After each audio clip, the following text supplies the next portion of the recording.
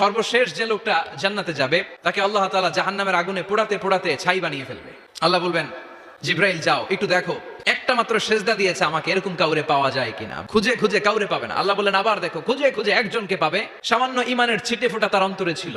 আল্লাহ বলবেন যেহেতু ছিটে ফোঁটা আছে, অনেক মায়ের খাইছে, ওকে বের করে জাহান্নাম থেকে বের করে একটা নির্ধারিত দূরত্বে রেখে দাও, রেখে দেওয়া হবে। কিন্তু জাহান্নামের আগুনের লেলিহান শিখাতে তার গা ঝলসে যাবে। সে আল্লাহর ডেকে বলবে, মাবুদ তোমার কাছে আমি কিছু চাই না, জাহান্নাম থেকে তুমি আমাকে বের করেছো, জীবন নদীর পানি তুমি আমার গায়ের মধ্যে ঢেলে দিয়েছো, আমি আবার সজীবতা ফিরে পেয়েছি, আমি তোমার কাছে জান্নাত চাই না, শুধু নিরাপদ একটা দূরত্বে আমাকে রেখে আসো যাতে জাহান্নামের আগুন আমারে কষ্ট দিতে না পারে।